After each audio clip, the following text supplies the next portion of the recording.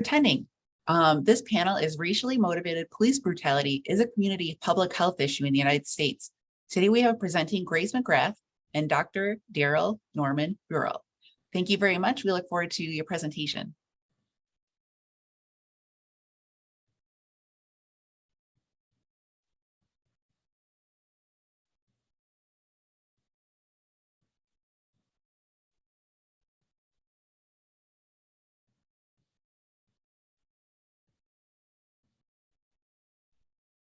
Our first speaker will be Grace McGrath.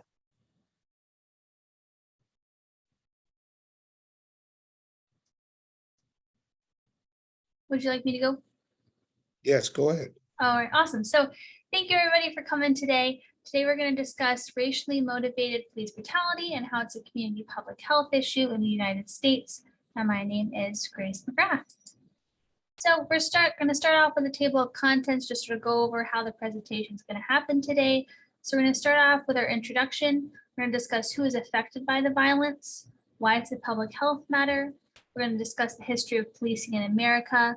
We'll discuss emotional acumen. Then we're going to move into the findings where we'll discuss the methods that were used with them, the focus group recommendations that were gathered because of the study. And then we're going to discuss the Daryl Burrell emotional acumen model for ethical, moral, and legal decision making. And then we're going to move on to the conclusion to go over what the data showed, some solutions, and discuss Flint, Michigan. So to start off, renewed attention related to its adverse health outcomes has come about because of recent police brutality incidents, namely the murder of George Floyd. So a lot of attention is now on how rampant this abuse is. This is not a new thing. This has been happening since the beginning of the United States founding. So this is just renewed because people are recording the murders that are happening and people are seeing what the police are doing. We're also links between policing and health-related outcomes are important to discuss because the police are responsible for a lot of our safety and that type of stuff. But when they're doing that incorrectly or they're hurting people, it's directly going to affect a person's health. So they're going to not be as well as they could be because of those instances. And then also we're going to make the case for classifying and exploring police brutality as a public health issue. It is a public health issue because people are being harmed by the systems that are meant to protect individuals, and it's only going to hurt our population going forward. It hurts anything that we can produce as a country because we're not giving people equal opportunity to succeed in the US. So who is affected by the violence? This is according to the authors on the screen. So the first group is Black folks are disproportionately affected by police violence. This you can see in the media. You can see this with recordings such as George Floyd's murder. A lot of those things are very self-evident, and unfortunately so many Black folks die because of police brutality. Indigenous people are also deal with the blunt of police brutality incidents, especially with a lot of segregation that happens with reservations and how the United States sort of pushed Indigenous people out of their homeland. They're being pushed to places that they're not Indigenous to, and this creates some type of animosity sometimes with law enforcement, and people end up being hurt by that in the end. Latino folks, you can see this with our border and how that operates and how there's a lot of first-hand accounts. You can see and sort of the facilities that we hold people in, how that can border on a lot of brutality and abuse that happens there. Sexual minority populations are especially affected, especially trans individuals, especially trans women, especially Black trans women as well. So a lot of people are abused because they are trans or abused because they are part of a community that doesn't feel like they can speak up because they won't be taken seriously. Now, I talked about Black folks earlier, but I think it's important to separate Black men and Black women here because they're both horribly affected by police violence. Black men die at really high rates because of police interactions, and Black women die at disproportionate high rates compared to white women with police brutality incidents. So these are 6 key groups that are affected by police violence. There's definitely many more, but these are just 6 that are important to note because of what we see in the media and what we see in firsthand accounts and people reporting live events that occur. So why is this a public health matter? So police brutality is the foremost reason for the demise of young men in America, especially Black young men in America. We're losing people that could produce things for society. We're losing people who could bring ideas, people who have good in the world that they can deliver, but cannot do that because of incidents with the police and misinterpretations of what's going on. African American men are killed by police approximately 1 in 1,000. This is really high. And this is also only going to continue to rise with a lot of animosity that we sort of see with social media platforms of people being more hateful towards others in the wake of trying to open up free speech and that type of thing. The mean lifespan odds of African Americans being murdered by police are 1 in 2,000 for men and 1 in 33,000 for women. And these are just horrible numbers to look at. And it's just really scary to sort of see this happening. You can see this with our maternal health rate as well for Black women. A lot of Black women die giving birth, and this doesn't help the situation when the children that are born and are able to make it out of the system that they could die in are then killed by the police. And as opposed to white women, African American women are 1.4 times likelier to be murdered by the police. You can see this with Breonna Taylor and her murder and how she was just sleeping and how she was killed. So I think these are really sad numbers to see, but they're definitely the reality that we're living in. And so it's important to understand that while maybe you might not be personally affected by this every day, there's so many people that are, and it's important to understand that we need to take public action with this. So we're going to discuss the history of policing in America, and this is like very, very brief, and this is not all encompassing at all. We'll discuss 3 key things with it. And so the Fugitive Slave Act was a huge thing in terms of bringing police sort of to the forefront in terms of hurting Black people. So criminal law enforcement at this time was meant to subjugate and dehumanize Black lives. It was meant to find people who were enslaved and bring them back to their masters and all that stuff. And it was really bad, awful. And it's just an example of how our law enforcement started in a place like this, in dehumanizing people and bringing people back to where they were being abused and mistreated and all that stuff. The Compromise of 1850 entailed 5 laws that were passed in September 9th of 1850 that focused on the concern of slavery and territorial growth and development. This was really meant to make the South less concerned about things and sort of the growth of the country. And it just really was dehumanizing again for people of color in this country, and just really just showing how they did not matter to people in power. Now, after the Civil War, Jim Crow was alive and well, and people, it was basically as if slavery was still happening, but in a new way. And so Jim Crow law arose practically right after the obliteration of Southern slavery during the twilight of the 9th and immediate 20th century. So this was meant to subjugate people even more, to sort of say, well, technically you're free, but if we have these laws, we're going to still dehumanize you and make you feel less than we feel. And you can definitely see this with the 13th Amendment and how people, when they're put in prison, have all their rights taken away. And they're treated basically like slaves, but in a prison system, and it's sort of justified because of that. And so it's a big loophole with our 13th Amendment in that way. And that plays into history of policing in America, because it just sort of feeds the narrative that people that go there are criminals and there's like no rehabilitation. So it just makes the police feel like they can treat them any way they want. So the methods of this study were very crucial to its success in terms of its recommendations. So they had a focus group size that wasn't tremendously large, but also wasn't very small, because they wanted to make sure these were good recommendations coming out of it. There was an unbiased moderator, so it was just there to hear what was going on and make sure things were going in a productive way. There was peer examination of what was found, so people were, working with their peers and making sure that things were happening in an effective way. And also there were member checks that were part of the process. So now we're going to move on to the findings and the recommendations of the focus group found around police ethics and harmful police reform. And I'm going to pass it off to Dr. Burrell. So thank you, Grace. A couple of things that we want to do up front before we really get into recommendations. So one of the things we want people to really understand about our presentation is this is not an indictment of law enforcement in general. We need police. Police keep us safe. And we're not saying that all police are bad. But what we do say it's an importance to create a culture where a few bad apples are eliminated from the police force, or a few bad apples don't create the narrative for all police in general. And in order to do that, we've got to create cultures where police are respectful of all citizens of all races and backgrounds.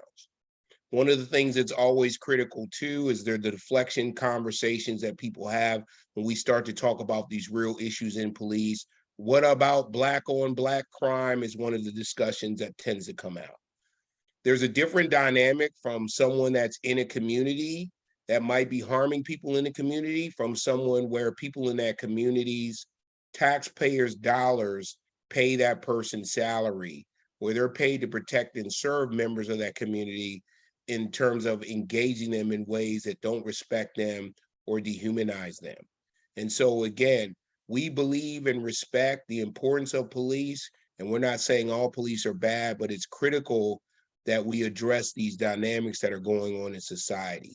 And before I get into recommendation, I want to tell a personal story. I'm a professor. I wear bow ties. I wear suits. I had an experience in 2018 where I got pulled over 3 times in one night by the police. One time it was legitimate. I had a front light was out. I got a warning. Drove down the road, the same police force pulled me over. I immediately showed them a warning. I just got a warning for this. And so the one officer wanted to say, well, okay, we'll see you later. The other officer said, no, let's ask him some questions. And the manner in which he asked me questions and engaged me, it was a way to try to antagonize me or exert power over me. Where are you going? I'm going to see a friend. Who's your friend? My friend is Jay. Well, how do you know Jay? I see you're dressed up. Where you're going? So these series of events. I see you didn't pull over right away. I see you pulled over here in front of the store. Is that because of all the Black Lives Matter issue? I said, no, it wasn't safe for me to pull over in the middle of the street. And so the same dynamic that we're interacting with, I'm not committing any crimes. I'm driving safely. I told him I was a warning, but his engagement again was to interact with me and exert force and power over me, which these are dynamics that escalate things that really shouldn't occur. And so all we're trying to do is really promote what a society or cultures in law enforcement where we address these issues and we root these problems out and we address them head on. And so just to give you a little bit about our findings and how we came there, what I wanted to do was do something unique. What I wanted to do was to talk to African-American police officers that had experience being African-American, being currently in police or formerly in police, that are able to see these interactions from 2 standpoints. One is an African-American male, but one is a law enforcement officer that know the inside of law enforcement. And one of the prevailing things they talked about is the challenges of changing a culture where a lot of these things are embedded or they're not systems in place to really address these things in the way that they should. And one of the key issues is, this whole dynamic of prosecutors are able to have to prosecute these police officers in the same jurisdiction. There's a chilling effect to prosecute them if for other cases, the prosecutors need them to testify in court. And so one of the dynamics is they're reluctant to charge police officers, knowing that this could create a dynamic where police officers don't participate in other cases because of this blue wall where they're trying to protect each other. And so there's a dynamic there we need to address. But there's so many dynamics that are out there that make this whole issue so complex, but we'll try to address few with the findings. Next slide, Grace. So one of the things that is real critical is we need to train police from day one and create policies on day one to train people on de-escalation strategies to diminish the likelihood of severity of force. So if the number one issue when we engage someone is to automatically pull out a gun, pull out a taser, pull out a nightstick, choke someone, put a chokehold on someone, then it creates this dynamic that, that's the only way for us to address things. There are certain places in Australia where police officers don't even carry guns because they're trained in such a way to engage people that there's not an expectation that I'm going to have to pull my gun if I engage people in the right way.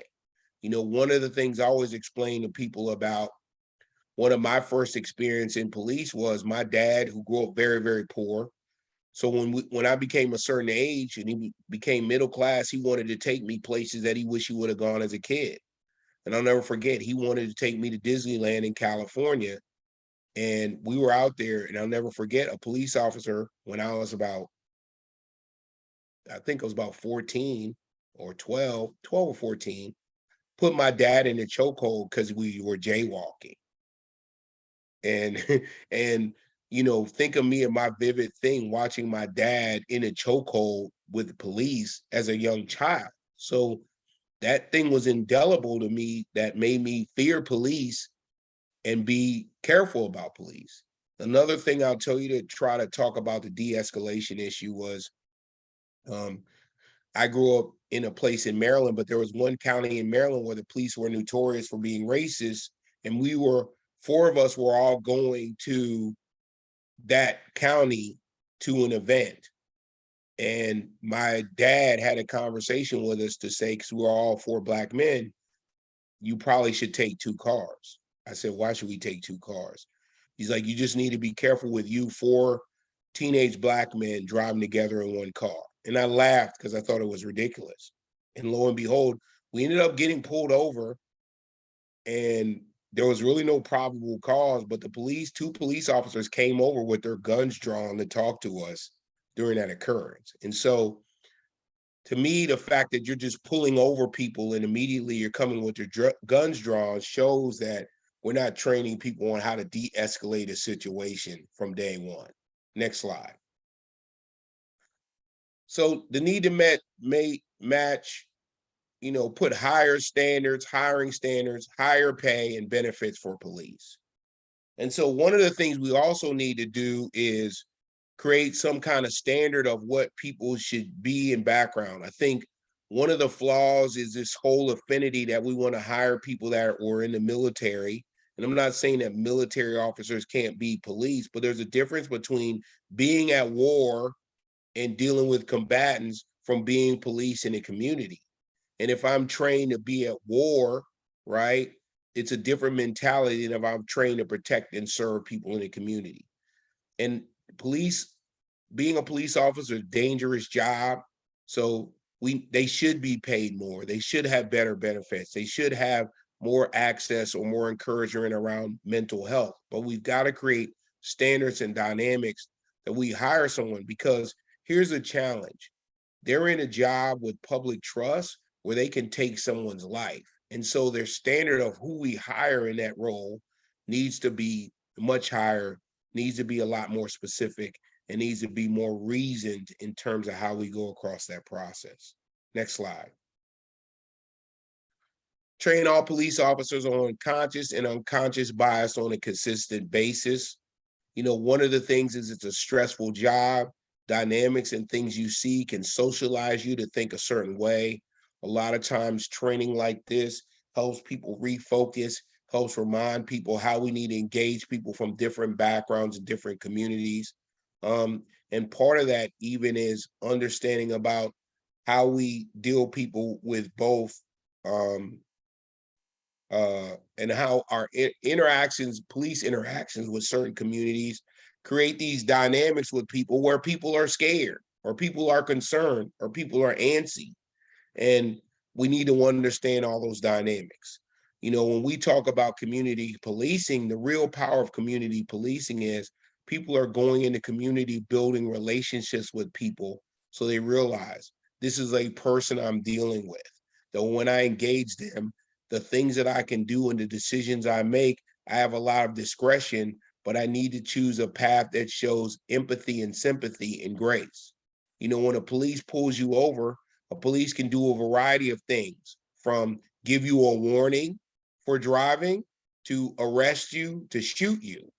So a lot of those interactions could be driven on what conscious or unconscious biases you may have based on who you're pulling over and who you're interacting with. So it's important to train people on a variety of levels around these things. Next slide. So one of the things that's real critical that came as a finding is we need to create policies that restrict police from shooting people in the back if they flee or not involved in violent criminal activity. The number of public cases where people are shot in the back because they ran away, okay, so what? They ran away. If they're not wanted for a violent crime, why are we creating dynamics that allow people to shoot someone in the back when they get away, right? When they're running away, right? They could be afraid, they could be intimidated, they could not know what the dynamic is. But as long as they're not involved in a violent crime, we should restrict, you know, developing policies or training people that have the ability or leeway to shoot someone in the back. Next slide. I think police need to focus on a few people in communities causing chaos and violence. There's a few studies that show that 1% of a city's population are responsible for 50 to 60% of all homicides. So why are we doing blanket policies where we're treating people that look a certain way or live in a certain community like they're all that 1%? And so really need to focus is, yes, we need to eliminate crime, and yes, we need to address those issues, but we really need to help people understand, you know, who's committing the crime, and we really need to focus policing on that. Next slide. One of the things that's important is all police forces need better data to evaluate policing and crime trends through resources from the federal government. And so in order to understand the dynamics of what's going on, if you're really out to stop crime, we need to create database so police are educated that, okay, just because I'm stopping and frisking every Black person in the community, that's not probably a good use of resources. And if we have better data to know the propensity of who's committing crimes, where, what kind of crimes are taking place, then now we can be more like a sniper in terms of how we interact with people that have the propensity to be criminals in certain communities. And so by creating data, by educating police on data analytics and helping understand data trends, then we can eliminate this whole thing of, okay, crime is in this community, I'm going to make my bias to say that all the African American males in this community could be criminals, where maybe if I have specific data, maybe I can move away from those biases or those assumptions that could be flawed in a variety of ways. Next slide. I think to require police officers to meet monthly with mental health counselors to help them manage their stress and the requirement of the job. You know, one of the things that we really need to do with our military and our police is remove the stigma around getting help from mental health professionals. I know that, you know, this is a thing in certain communities where if you're getting help in this level, some assumptions are you're weak or you're not strong enough or what's wrong with you. Or, you know, I've even seen things socially, you know, when I growing up where if you saw mental health, what's wrong with you? Crazy, right? Like immediately there's no middle ground, like you need to be institutionalized if you're seeing someone, or these narrow-minded viewpoints that there's no value to talking to someone. What is the benefit of that? And so one of the things that we need to do is create cultures that encourage the use of mental health counselors for law enforcement officers, to allow them to deal with things because they deal with a lot of stressful dynamics. When you're seeing people killed, or you're seeing people hurt, or you're seeing people beat up, I find it hard to believe that you can walk away with that without feeling some level of anguish or pain that you have to carry with you. And so I think making it mandatory that police officers meet with mental health counselors and have access to that and create a culture that encourages that, I think is a real critical aspect of the job. Next slide. So set policies in place, allow prosecutors in external jurisdictions to file charges and prosecute cases that eliminate conflict of interest between local prosecutors and police. So one of the things that I heard earlier is, okay, if I live in this county and I'm a police officer, I'm going to be charged. I'm probably going to be charged by a prosecutor in that county who, by the way, knows all the police officers on my force and has probably had me as a witness in some of their trials. So they're reluctant sometimes to charge police because there have been instances where if a prosecutor charges a police officer, all of a sudden other officers in that community make a decision that I'm not going to support you in your case. I won't testify. I won't show up in court. And then now criminals are getting off because police officers are supporting other officers and trying to protect that one officer. Well, if you make it where a prosecutor in another location or jurisdiction can prosecute that case, it eliminates that dynamic or that threat or that conflict of interest. Next slide. One of the things is create policies that enforce, limit police officers engaging dangerous chokeholds and less deadly force is authorized. You know, there's other ways to subdue people that don't require that you need to choke them or do some level of chokehold on them in order to subdue them in an instance. Next slide. Develop policy accountability acts in states. So this is the need for independent external investigations when there is police misconduct. It is a conflict of interest where you have police officers that know each other, investigating each other, and it's all done in secret, and no one knows what the end result of that is. So what you need is you need to develop, you know, these accountability acts where you have people that are investigating, just like you have a grand jury, right? It shouldn't be police officers that work in the same county or jurisdiction. You need external reviewers to make a decision on these conduct and these issues, and it needs to be transparent and open so that the public has confidence that things are being handled justly and fairly. Next slide.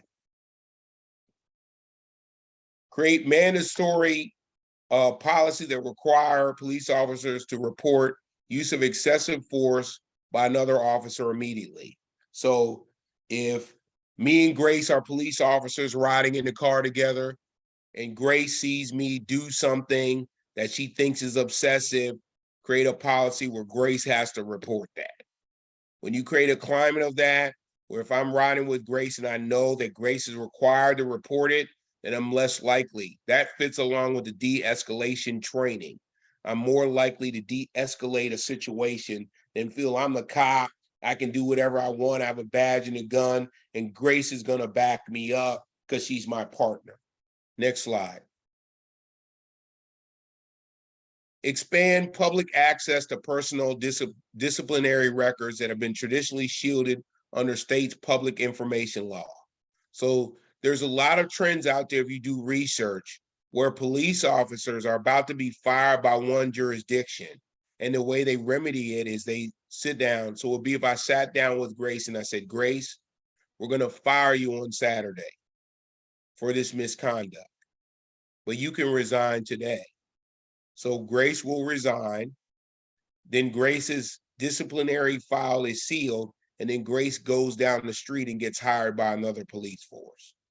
So the key thing is, if we create dynamics where disciplinary records are out there, and if you've worked for police before, then there's a requirement that you need to produce your performance and disciplinary records before you can be hired by the other police force. I think that that's a critical thing that should be done. Matter of fact, we really should have a federal database where we have a collective database where those records are kept.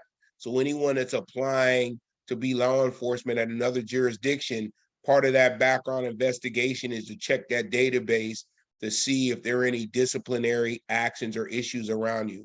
There's a real case, I think it was 48 hours of Dateline 2020 on the eastern shore of Maryland, where a police officer that was fired in Delaware was hired on the Eastern Shore Police Force in Maryland. And there's a video of a body cam where he's kicking a suspect in the face and knocks him out. Later down the road, there's an incident where a young black male gets in an incident with him and some other officers and ends up dying. And so one of the things that people were upset about was he had a poor disciplinary record with the other police force, and those records were shielded from the public, and he was just hired at another agency. So making those things public, creating a database, creating that as part of the background investigation, and creating hiring standards around that is a critical aspect. Next slide. Eliminate and repeal lengthy job protections in the disciplinary process. So one of the things is, if you're having these collective bargaining things in union where it makes it almost impossible to fire a police officer or get out, we need to eliminate that. Because if police officers are involved in misconduct and things take place, right, then we need to address it. We need to hold them to a higher standard again, because they have the ability to take someone's life. They have the ability to charge someone and engage someone in the criminal justice system that could send someone away for the rest of their life. We need people that function with integrity. And when we find people that don't, we need to have mechanisms in place to eliminate them. And by not having those mechanisms in place, that's how we create narratives where some people think all police are bad when it's only a handful of few, because we don't have cultures and policies in place that eliminate the bad apples. And again, we want to stress, our intent is not to say all police officers are bad, but our intent is to also recognize that we do have some problems out there and create cultures where police officers are more caring, more concerned, and more effective in terms of in terms of how they interact with people in diverse communities. Next slide. So one of the things that is important is it needs to start with leadership. Leadership at every level should create clear expectations of what proper and improper behavior is and create training around those cultural norms and expectations. So ethical training, ethical behavior, community engagement training, conscious, unconscious bias. Leadership needs to emphasize that, recognize that, and reward officers and acknowledge officers for that behavior. But leadership needs to set this tone and create the culture that is a respectful one that understands these dynamics. Next slide. Enhance performance evaluations. So connect ethical behavior to performance evaluations, right? And allow,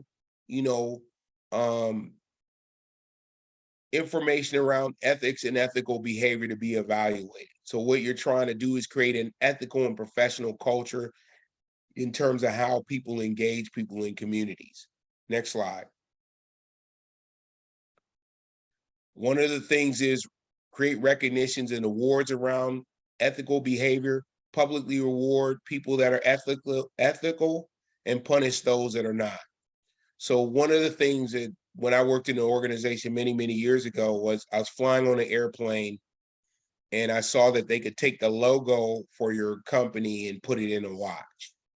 And so what I wanted to do was create a way to recognize people that did outstanding service. So I created this thing called People to Watch. And what I did was we gave people a watch, we gave them a plaque that acknowledged them, and we also wrote a letter to them. And what it became was a popular thing that people wanted that plaque and they wanted that watch. But any dynamics where you can create awards or recognition for people that engage in ethical behavior is real critical.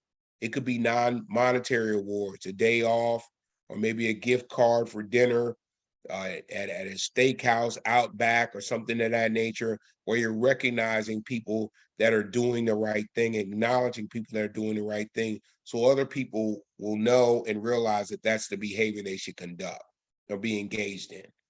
Next slide. Mitigate reporting risk, right?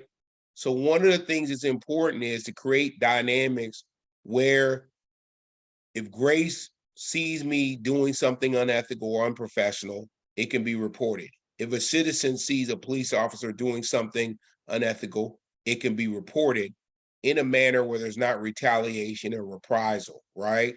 And again, part of the problem is, internal affairs. A lot of these people are internal within organizations, so they're investigating officers they may work with or they may know. We've got to create dynamics of reporting where we have oversight, where we can have external people kind of assess these things, view these things, and engage these evaluation and investigation processes. Next slide. One of the things is, we need to make sure that we're engaging in teachable moments. So we have body cam footage and things that go along. And a lot of times there's no mechanism in place to look at that body cam footage. There's no mechanism in place for another cop to report, hey, this was unethical behavior. Where if there was a mechanism in place, now someone could sit me down immediately and say, you did this, but you should really do that.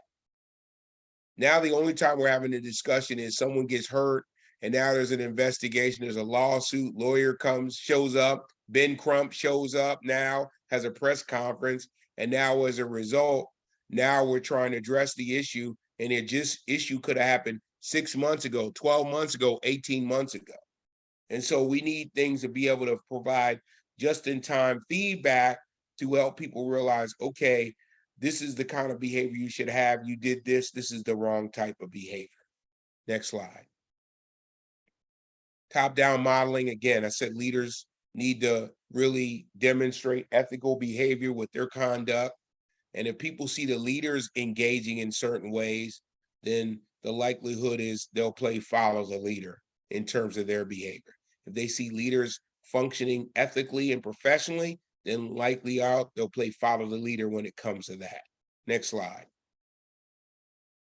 Cultural immersion, right? So one of the things is from day one, when you're taught about ethics, professionalism, service, unconscious bias, cultural competency, if that's weaving all through when I'm trained from day one, then when I'm going to get out as a police officer, I'm going to be immersed in that and I'm going to respect that.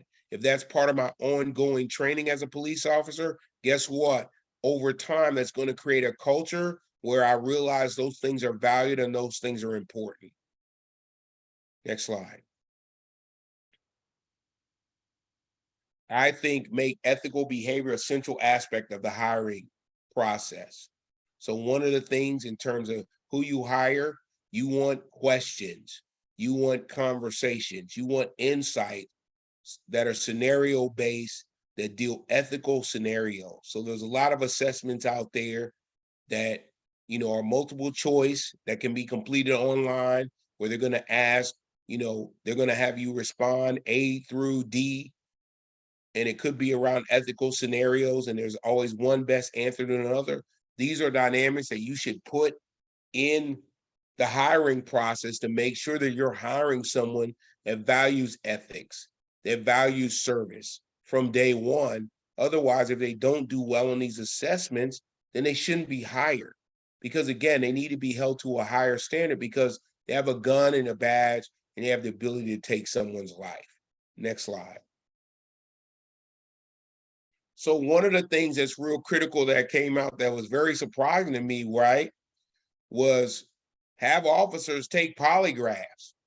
So those people that work in intelligence community know that a lot of times people don't engage in espionage or other behaviors because they know they're going to have that polygraph and they're going to be asked questions around. And so it creates a culture where people understand I need to conduct myself a certain way, certain behaviors will not be tolerated. And so one of the things in terms of police officers is if you got to testify under oath in court and you're doing all these dynamics, making sure that people understand that I need to be honest and truthful in my job, I need to be ethical is a critical aspect of being a police officer. This is an element that I think could be critical. Because if I know I'm going to be polygraphed about, again, things around money, things around ethics, things about around interaction with people, then I'm less likely to do it, because these are things that could come up in a polygraph engagement and as a police officer. Next slide. One of the things that's real bad is a lot of police officers are trained to use deadly force when they shoot. They aren't trained to shoot one bullet, they're trained to unload the gun, and they're trained to shoot people in the deadly areas. Now, if someone's coming to you in a way where you're threatened because they have a gun and you have a gun, that's another thing. But to automatically shoot a suspect in the back and shoot all the bullets and do a variety of things where you can kill someone, we need to train people that maybe we can shoot to wound instead of shoot to kill. One of the biggest cases was Laquan McDonald in Chicago, where he got shot 16 times in the back and he was walking away and he had no weapon. And so the fact that we're training people that when you shoot, unload the whole clip, maybe we need to train people to shoot people in the limbs versus shoot people in places that can be fatal. Police officers are on shooting range. They're being tested for accuracy and a lot of things. I think it's something that we can do. And the officers gave me feedback that it can easily be done. Next slide. So I created a model about emotional, about with my colleague about emotional acumen model for moral, ethical, and legal decision making. And it has levels, right? So level 1 is observation and awareness. At this stage, I'm really understanding what an issue is that could be ethically wrong. And I have an awareness to discern between one that is and one that is not. Reflective emotional analysis. At this stage, I'm trying to think of what's happening and what are the facts around this, right? And understand what are the dynamics around this ethical issue, right? Then I have emotional sense of obligation. I want to be ethical. I want to do the right thing, right? I have a responsibility to act. Ethical 4 is emotional. Intuition is, right? I have consciousness, in terms of the consequences. I have compassion around this issue. I'm really realizing that how this behavior could impact someone else or could impact the person in the interaction. And emotional courage. This is where, right, I've got to overcome. Will I be retaliated against? Will there be backlash, right? Should I address this issue or not? What should I do about it? And emotional questions, right? Will I be able to live with myself if I act or don't act, right? And what do I see as the values around that? And then again, the ability to want to do something about it. So these are all like when issues come about that deal with emotional intelligence or that deal with ethical concerns. Am I demonstrating the right level of thought, behavior, and going through all these levels in terms of my interaction on what to do? And so it's critical that we teach officers about these stages and these dynamics, so when these things occur, we know how to navigate them and deal with them. Next slide. So one of the things that's important, right, is to really talk about systems thinking, right? So the ways that we need to address this is not just focus on police, but we got to focus on community leaders, politicians, public health professionals to help people understand that your interaction with someone and how you treat someone, it is a public health issue. And there are impacts on individuals that go beyond whether you shot someone and they're dead, right? There's impacts around people that get anxiety when they pull up next to a police officer because their interactions have always been contentious, whether they're criminal or not. There are dynamics that are happening in the community where we gotta find more effective ways of how police engage people. There's a lot of information out there. People want to do research on the suspension to prison pipeline, how a lot of public schools have put police officers in their schools. And again, they don't know how to de-escalate. So they're engaging students that maybe are not listening to teachers and are disruptive in the classroom, they're arresting them. Or they're engaging them in a way that's giving someone in high school that's immature a police record when they could be de-escalated. So one of the things that we need to do is to have these discussions from a system and community-wide standpoint of how we create better cultures where the police are respected and the police respect people in the communities that they serve. And they treat them with care and compassion that embodies those statements on the police cars that say to protect and serve. Next slide. So one of the things is it's important to really understand the considerations and things around systemic racism. People need to be knowledgeable and educated on that in all levels in the community. And then one of the things is to really understand, the connection between public health, policing, and policy discussions in variety community.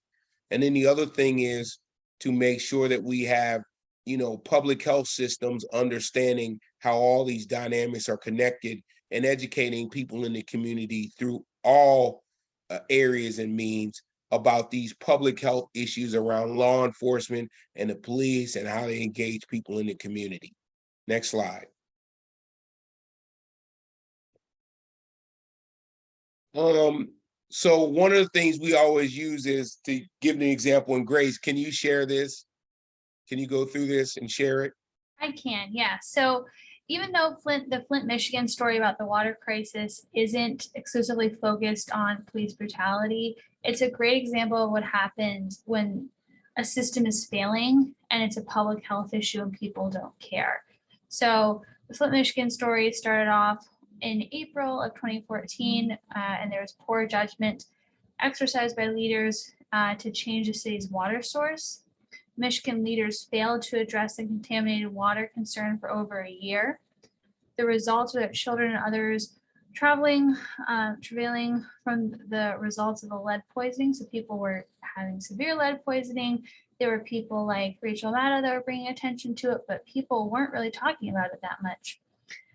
Other conditions affecting this were that it was a predominantly African-American city. It ended up losing like tens of thousands of jobs. They closed 2 of Flint's high schools, there was water rate increases, and there was increasing murder rates. So people overall, it was leading to violence, it was leading to poor health outcomes. People were just being hurt in general. And this just really showed how the systems in place weren't there to help the community and people weren't taking action to make it a better situation for the folks in general. So it's a very unfortunate situation, and in many ways, Flint is still reeling the aftershocks of it. And that concludes our presentation. So if people have questions, we would love to hear them. You couldn't stop the share on the slides, Grace? Thank you so much for this presentation. It was interesting how you ended on looking at Flint, Michigan and the longer, though, I mean, this is an issue that's been impacting the United States throughout its entire history. So I appreciate all the information on it and linking it to various public health issues as well, like the Flint, Michigan issue. And we also see, water systems failure in Jackson and other places, there's so many places across the United States. So I'm going to turn it over to questions. I encourage all our participants our attendees to feel free to put any questions in chat. We have multiple platforms we're running this on, and I actually have a question. This presentation is mostly, is focused on the United States, but I was wondering, we have a question if you want to discuss the concept of how maybe you've seen some of your research and your findings and your advice. Have you seen this maybe be ported internationally? Has this impacted some of the issues associated with police brutality in developing countries is the question.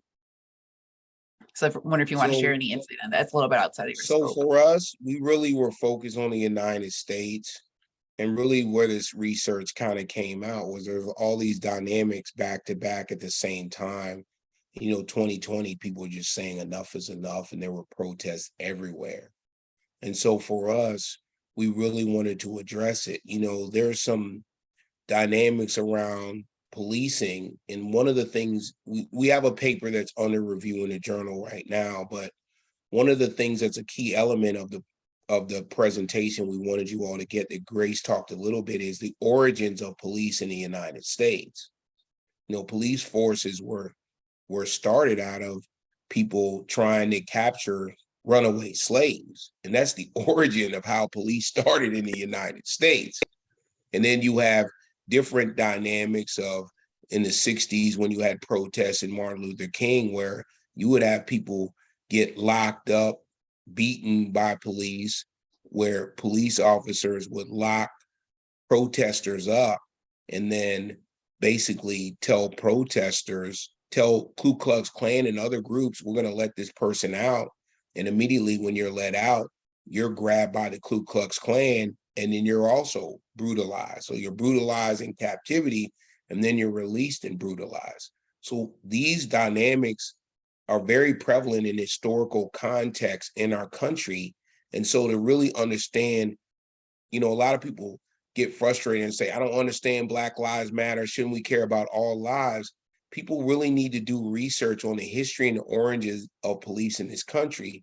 And people also need to understand the dynamics that it's a scary thing that I'm paying taxes for your salary to protect me in the community. And instead of protecting me, your engagement where you're harassing me. And so to me, it's such a prevalent problem in the United States that we really didn't think broader from a global standpoint around it.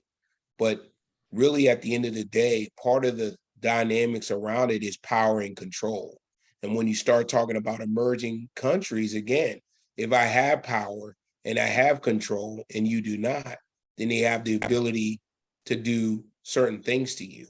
A story I'll tell people is when I was in my early 20s, I lived in a part of Maryland, and, I had a professional job, but me and my friend were out. We were in casual clothes.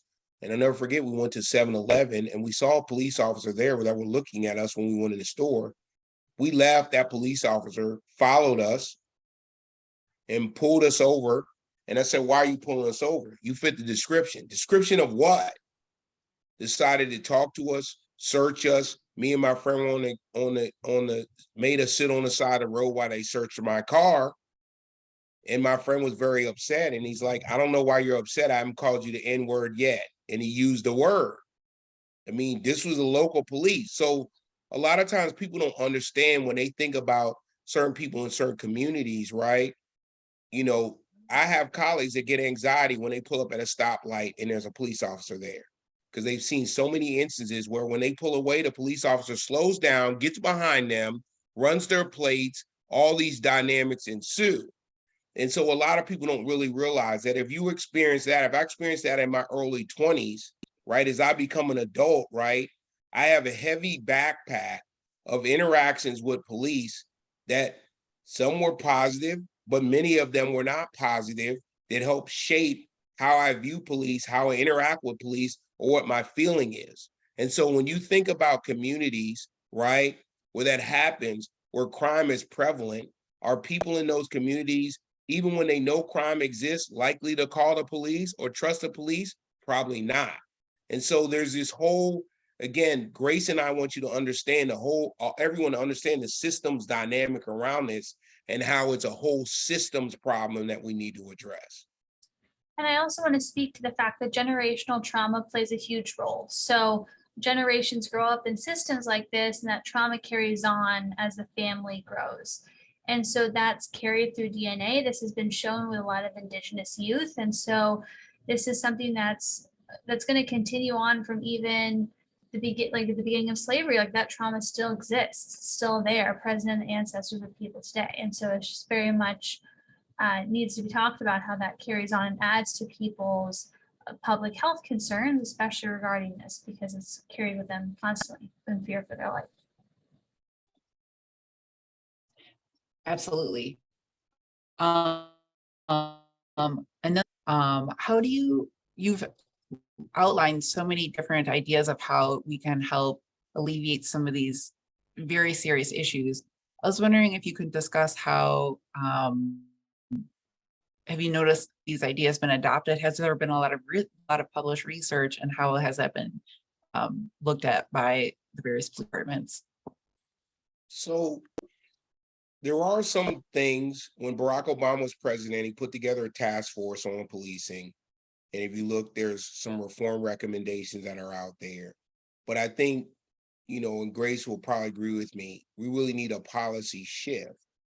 And one of the things that we need to do is, people have, what I think is a ridiculous thing of defund the police and things like that. We need police. But I think what we need to do is put the resources there to help police forces implement these recommendations. One of the problems we went away with is we're using all these resources in the Middle East with all these weapons. And what was happening was when we were leaving, we were donating tanks and all these assault weapons and things to local police forces. So we're using government resources to fund those things from the federal government. But what we should be doing is using resources to support these police forces in these communities in a variety of areas. Because again, the job is not easy. It's a difficult job.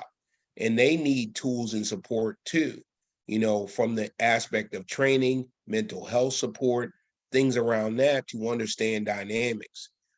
But if we don't have that training in place, a lot of police forces don't have their resources, they're not going to adopt those recommendations. Let me, I I'm just, gonna check. Oh, I go just ahead. want to cut in real quick. I think because we've mentioned in the presentation how there's no federal like statutes around law enforcement and like general regulations and things like that. And I feel like that's a good starting point because there's so many federal agencies that have law enforcement aspects to them. And so having better federal regulation would be a great start. Thank you so much.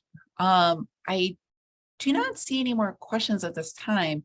I don't know if you have any final last thoughts you'd like to share, or if we should, if I should wrap up the conference. Grace, you have a final point? I do, yeah. So there's a movie called 13th that's on Netflix that I watched recently. And it was very interesting to sort of see how the history of policing is really tied to the war on drugs and things like that. And I feel like that's an important thing to look at, and like the history of policing involving that and involving sort of racism and all those types of things. And I think it's important that we reflect back on things like that and how we got here. It's not a simple process how we got here. It took many steps. It took multiple people. There's not one person to blame. It's a system that's been created. And I think once we sort of look at that system in a more effective way, it's going to be better for everybody, because as Dr. Burrell pointed out, it's not what just all police are bad. It's like, well, let's look at the facts and let's look at what's happening, what's going wrong. Because I think people do want meaningful change to happen, but when it's not presented in a way that's like makes sense to them, that creates issues. Yeah, and the final point I would say, and thank you, Grace, is, VOX has some really good articles on history of policing in the United States, origins of policing. They even have some really good articles that we leaned on about perspectives of race and racism in policing from Black police officers. And there's some interesting read articles for anyone that wants, more information that's very, very curious about it. The final point is we'd like to thank Policy Studies Organization for allowing us to present. It's a tremendous honor. Grace and I hope that, this will be the first of many conversations we have. But I think the real beauty of this and what we're doing is, we're starting a conversation. And my hope is that other scholars around the globe will take this conversation, be consciously curious and build off of it, and maybe advance it to a level beyond what Grace and myself have been able to do. And so thank you very much. I just want to say, remember, it starts with you. You inquiring yourself, like making sure you're doing that self-inquiry is where it starts. We're not going to change the whole system overnight. So it starts with you sort of interrogating your own thinking and then working on your circle of influence, because everyone has one. thank you so much both for sharing your research. It's a heartbreaking topic. I'm thankful both for your courage and all your hard work. So thank you so much. And thank you for everyone for attending. And I hope you all have an excellent day. Thank you again.